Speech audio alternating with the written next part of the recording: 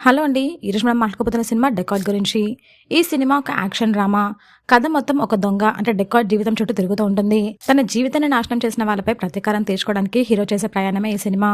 ఈ ప్రయాణంలో అతను ఎదుర్కొనే సమస్యలు, ఎమోషన్స్ మరియు యాక్షన్ సీన్స్ కథను ముందుకు తీసుకెళ్తాయి.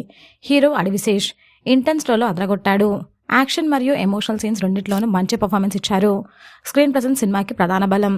హీరోయిన్ మృణాల్ ఠాకూర్ క్యూట్ మరియు ఎమోషనల్ క్యారెక్టర్లో కనిపిస్తూ కథకి మంచి డెప్త్ ఇచ్చారు. హీరోతో కెమిస్ట్రీ కూడా బాగానే ఉంది. విలన్ అంటే మెయిన్ క్యారెక్టర్ ప్రకాష్ రాజ్ తన అనుభవంతో క్యారెక్టర్కు వెయిట్ తీసుకొచ్చారు. కొన్ని సీన్స్లో ఆయన ప్రజెన్స్ సినిమాకి బలంగా అనిపిస్తుంది. మరి ఈ సినిమాలో ప్లస్ పాయింట్స్ ఏంటి అంటే Adivi Sesh performance, emotional plus action mix, background music, stylish visuals. మరి ఈ సినిమాలో మైనస్ పాయింట్స్ ఏంటి అంటే కథ కొంచెం ప్రెడిక్టబుల్, సెకండ్ హాఫ్ స్లోగా సాగడం, కొత్తదనం సినిమాలో తక్కువగా ఉండడం.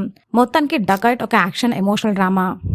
కథ కొత్తగా అనిపించకపోయినా అడవిశేష్ పర్ఫార్మెన్స్ మరియు ఎమోషనల్ ఎలిమెంట్స్ సినిమాకి మెయిన్ పాయింట్. అలాగే ప్రధాన బలం కూడా. యాక్షన్ డ్రామా లవర్స్కి ఒకసారి చూడదగ్గ మూవీ. నేనైతే ఈ సినిమాకి రేటింగ్ 3 ఇస్తున్నాను. మరి ఈ సినిమా చూసిన వాళ్ళు మీకు అనిపించిందో కమెంట్ చేయండి.